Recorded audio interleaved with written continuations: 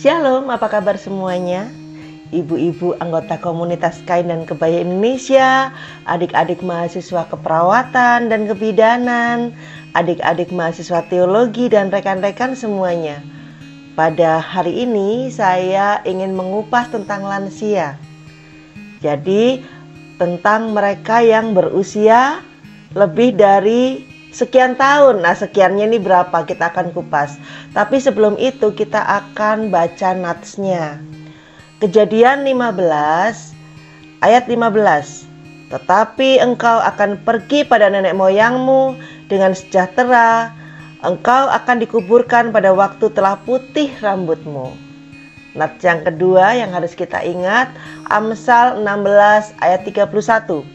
Rambut putih adalah mahkota yang indah dan didapat pada jalan kebenaran. Nah, artinya betapa berharganya seorang yang berusia lansia. Selain lansia adalah usia di mana kondisinya mendekati ke arah kematian. Nah, tapi kita kepingin jadi lansia yang produktif dan lansia yang luar biasa. Tentu kan seperti itu. Banyak kok sekarang yang meninggal di usia hampir 100 tahun. Bahkan banyak pula yang usianya sudah di atas 100 tahun. Tetapi yang pasti kita akan berbicara tentang umur rata-rata harapan hidup manusia, khususnya di Indonesia. Di sini kita lihat bahwa dalam Kejadian 15 ayat 15 diceritakan bahwa seseorang yang rambutnya sudah mulai memutih, maka dia sudah mendekati kematian, mendekati akhir hidupnya. Namun di Amsal 16 ayat 31 disebutkan bahwa rambut putih adalah mahkota yang indah. Artinya seseorang yang berambut putih, mereka adalah orang-orang yang mulia karena dimuliakan oleh pengetahuan, pengalaman, kebijaksanaan, dan lain-lain. Semakin tua usianya, maka semakin dia bisa memampukan dirinya menjadi seorang manusia yang luar biasa. Nah, ini diceritakan dalam Amsal 16 ayat 31. Dan mereka yang mengambil jalan kebenaran adalah mereka yang diberikan berkat lanjut usia. Kenapa saya mengatakan seperti itu, saudara yang terkasih? Tuhan sudah memberikan banyak nasihat melalui firman-Nya. Kemarin kita mengupas tentang penyakit diabetes. Ada suatu ayat yang menyatakan bahwa janganlah kita senang duduk bersama dengan para pembesar yang di mejanya penuh dengan makanan lezat, daging dan seterusnya, di mana itu adalah sumber dari penyakit. Nah, otomatis kalau orang-orang yang penyakitnya banyak di dalam tubuhnya, dia akan mudah sakit, kemudian dia akan mudah mengalami kematian karena kondisi tubuhnya yang tidak memungkinkan dia untuk hidup lebih lama. Maka dari itu, mereka yang rambutnya putih, artinya mereka yang sudah tua sekali, itu adalah orang-orang yang betul-betul menjaga kebenaran, menjaga pola hidup, menjaga semua hal-hal baik yang ada pada dirinya. Mari kita baca selanjutnya, saudara.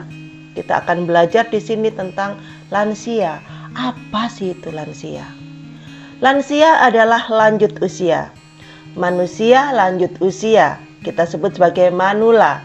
Batasan umurnya adalah menurut Undang-Undang nomor 13 tahun 98 dalam bab 1 pasal 1 ayat 2 yang dikatakan lansia adalah mereka yang lebih sama dengan 60 tahun. Apakah di sini ada ibu-ibu yang usianya lebih dari 60 tahun? Berarti Anda menurut Undang-Undang nomor 13 tahun 98 bab 1 pasal 1 ayat 2 Anda dikatakan lansia. Yang kedua menurut WHO. WHO ada 4 kriteria ya. Yang pertama adalah middle age atau usia pertengahan, ini usia 45 sampai 59 tahun. Kemudian lanjut usia 60 sampai 74 tahun. Lanjut usia tua atau old 75 sampai 90 tahun. Kemudian usia yang sangat-sangat tua, very old, yaitu usia di atas 90 tahun. Kalau kita hidup benar, pola makan kita bagus, kita jaga kesehatan, kita akan masuk di usia 90 tahun ya. Ini usia yang luar biasa. Nah, kemudian menurut Dr. Randa Djosmasdani, seorang psikolog dari Universitas Indonesia, ada 4 fase pada masa tua, yaitu pertama fase infetus, yaitu usia 25-40 tahun. Yang kedua fase virilitis, usia 40-55 tahun. Yang ketiga fase presenium, 55-65 tahun. Dan yang keempat fase senium, ialah 65 tahun hingga tutup usia. Nah, seringkali yang dikatakan manula yaitu ada di fase presenium dan fase senium. Nah, saudaraku yang terkasih, berapa banyak di antara kita yang rambutnya sudah memutih? Karena sekarang masa muda pun juga sudah putih rambutnya apabila sering dicat ya, mungkin sering dilakukan manipulasi pada rambutnya. Sering diluruskan, sering dipanaskan, sering diwarnai ya. Mungkin zaman sekarang anak-anak smoothing ya, itu juga mempengaruhi. Sering banyak bahan kimia yang ada di dalam rambut kita, itu juga membuat putih rambut. Tapi yang dimaksud putih rambut di sini pada orang manula adalah orang-orang yang betul-betul putih rambutnya secara alami. Walaupun secara genetik juga banyak anak-anak yang masih muda itu sudah mengalami rambut putih. Nah, saudaraku yang terkasih, di sini kita akan belajar tipe-tipe lanjut usia. Yang pertama, kita bisa temui orang-orang lanjut usia yang tipenya bijaksana, kaya dengan hikmah, pelayanan, pengamalan, pengalaman, menyesuaikan diri dengan perubahan zaman, mempunyai kesibukan, bersikap ramah, rendah hati, sederhana, dermawan, memenuhi undangan, dan menjadi panutan. Ini ada pepatah yang mengatakan, semakin tua dia seperti padi, semakin berisi semakin merunduk.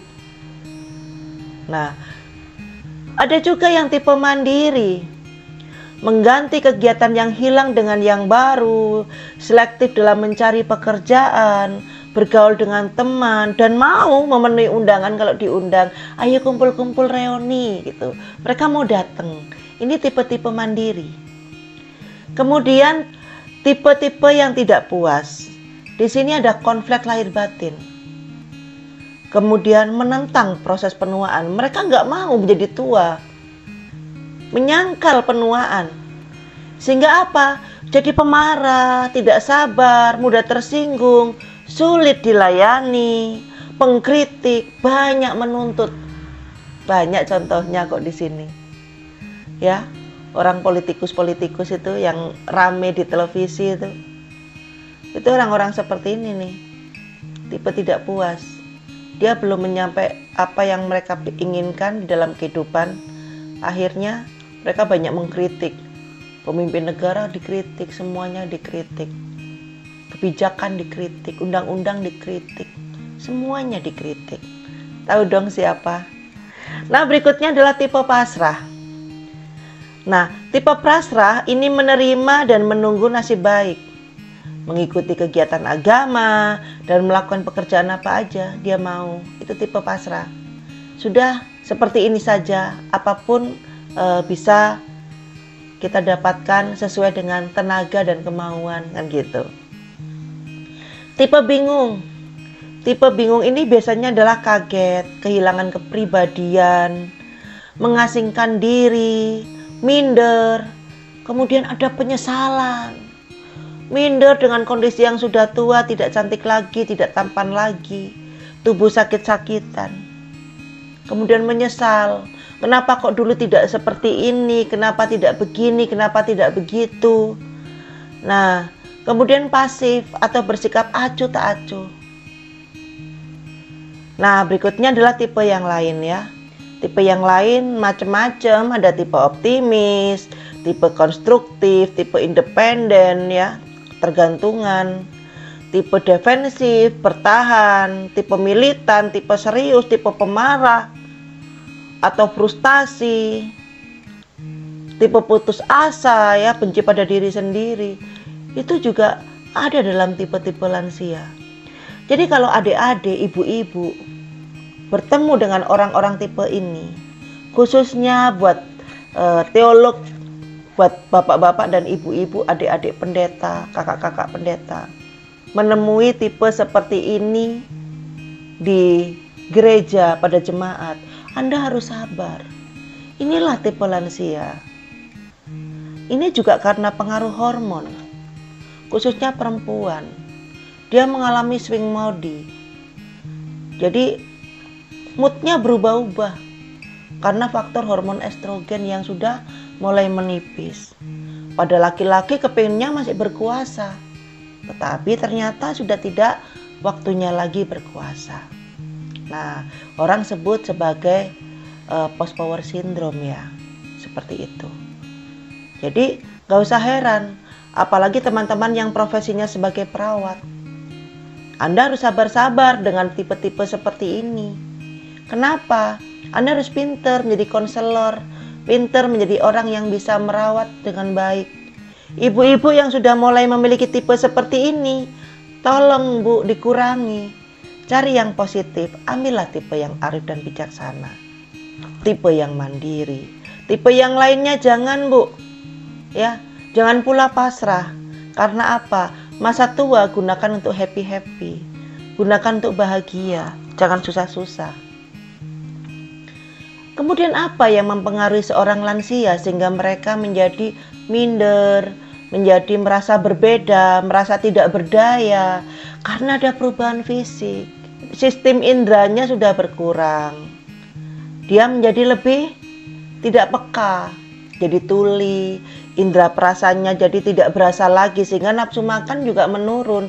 Indra penciuman tidak tajam, kan gitu. Indra penglihatan sudah mulai kabur. Kemudian kulitnya sudah mulai tidak merasakan sensitif lagi. Kemudian sistem integumen. Kulitnya ini sudah mulai keriput karena kering, kekurangan kadar air, kolagennya menurun, sehingga tampilan seorang lansia tentu beda dong dengan penampilan remaja usia 17 tahun, usia dewasa muda, usia sampai 35 tahun. Itu mereka masih cantik, ya. Kalau sudah lansia di atas 40 tahun pasti sudah berubah, dan kita harus menyadari itu. Daya gravitasi bumi ini sangat berpengaruh. Nah, kemudian sistem muskuloskeletal, ya, jadi sistem otot, ya, otot mulai atrofi atau mengecil, kemudian mulai lemah, tidak lagi bodinya bagus, kan gitu. Mulai kelihatan kurus kering atau mulai kelihatan gemuk, ya, gemuk kemudian gendut. Nah, kemudian semuanya turun nih, pantat turun, semuanya turun. Kemudian sistem kartilago. Jadi jaringan ikat, ya, di dalam sendi. Ada banyak keluhan, yang lututnya sakit lah, naik tangga nggak kuat, ya. Jadi macam-macam yang terkait dengan persendian dan jaringan pengikat sendi. Kemudian sistem tulang. Tulang juga mulai keropos, sehingga kadang-kadang patah sana sini kalau kebentur, atau tulang ini berasa nggak kuat. Nah, jadi semakin tua kita harus hati-hati menjaga diri. Jangan sok-sokan seperti orang muda, sehingga pada saat muda kita masih bisa lari kenceng gitu, ya. Tapi saat tua cukup jalan saja. Kemudian ototnya juga mulai berkurang elastisitasnya, ya, kekuatannya mulai berkurang. Jangan nekat bawa beban berat. Kemudian apalagi? Sistem kardiovaskular. Ada perubahan sistem kardiovaskular dan respirasi. Jadi rentan terjadi kekakuan pada pembuluh darah, penumpukan lemak di dalam pembuluh darah, atau kita sebut sebagai aterosklerosis. Nah, di sini orang-orang yang lansia itu cenderung mudah terkena penyakit darah tinggi, kemudian bisa jadi serangan jantung karena jantung koroner ya, ada sumbatan di arteri koronaria. Kemudian sistem respirasi, paru-parunya itu nggak lagi elastis. Mungkin kapasitas udara yang ditampung sama ya, tetapi tidak seperti dulu. Jadi dikit-dikit ngos-ngosan, dikit-dikit ngos-ngosan seperti itu. Kemudian pencernaan dan metabolismenya juga sudah berubah. Yang tadinya doyan makan jadi nggak doyan makan, nafsu makan menurun. Kemudian gampang lelah. Nah, kemudian ada juga perubahan pada sistem pencernaan yang lain. Misalnya, gigi sudah mulai berkurang. Ada gigi tanggal sana-sini, kemudian indera pengecap menjadi menurun, rasa lapar jadi menurun ya. Sensitivitas lapar jadi menurun, liver atau hati itu makin mengecil, akhirnya aliran darah ke sana juga berkurang, ya penyimpanannya juga berkurang, ya itulah tua gitu. Menua itu pasti, tapi itu sesuatu yang normal. Jadi kita nggak usah takut kalau kita sudah mulai menua. Begitu juga adik-adik juga nggak usah takut merawat orang yang mulai menua, harus sabar-sabar. Ya, harus tahu kondisinya. Orang tidak semua bisa menerima proses penuaan. Begitu juga para teolog, para pendeta. Harus sabar-sabar. Kalau jemaatnya ini agak rewel, agak sensitif, agak mudah sakit-sakitan. Jadi mudah untuk Anda bisa memahami bahwa Anda harus mengunjungi sana-sini karena yang dikunjungi sudah tua. Ya, Anda harus bisa memberikan kalimat-kalimat yang sederhana sehingga firman-Nya bisa ditangkap dengan baik oleh para lansia ini. Kemudian bagaimana dengan sistem perkemihan?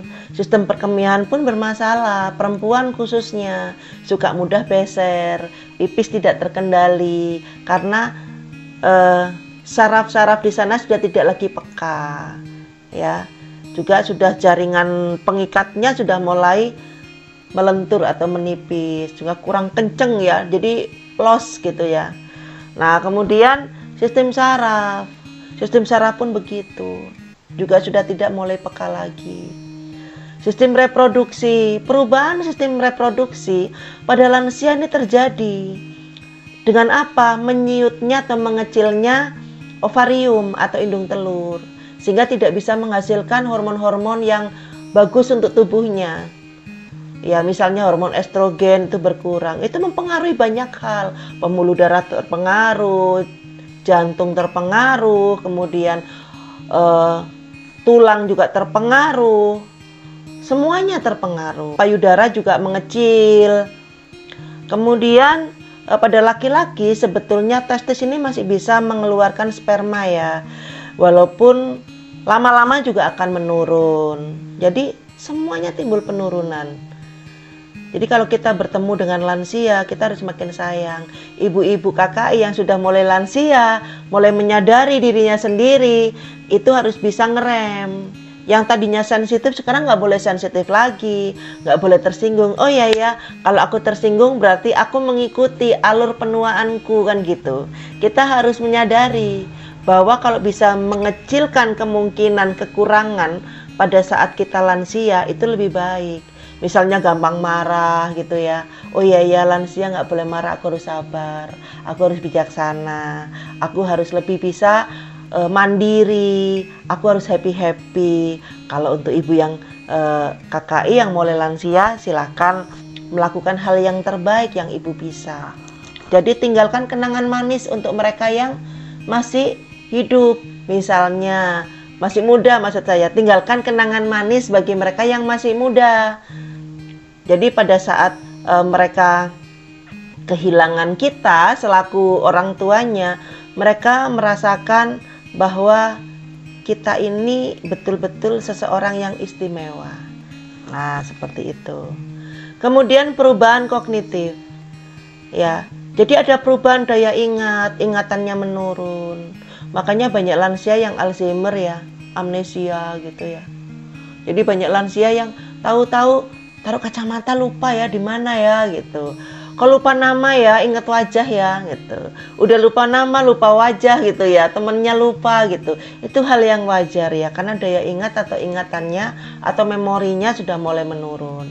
Yang berikutnya, IQ-nya juga mulai turun ibu bapak, adik-adik. Jadi jangan paksa seorang lansia harus pintar berhitung ya, pintar matematika. Harus ingat seperti dulu-dulu gitu, nggak bisa. Nggak bisa itu, karena memang IQ menurun. Kemampuan belajar juga menurun. Makanya kalau kita belajar terus, belajar seumur hidup ya, berarti kita mengurangi penurunan IQ dan kita mengurangi terjadinya Alzheimer. Nah ini, jadi kalau bisa ibu-ibu ada kesempatan untuk belajar, belajar terus. Belajar tidak harus akademis ya, jadi bisa non-akademis.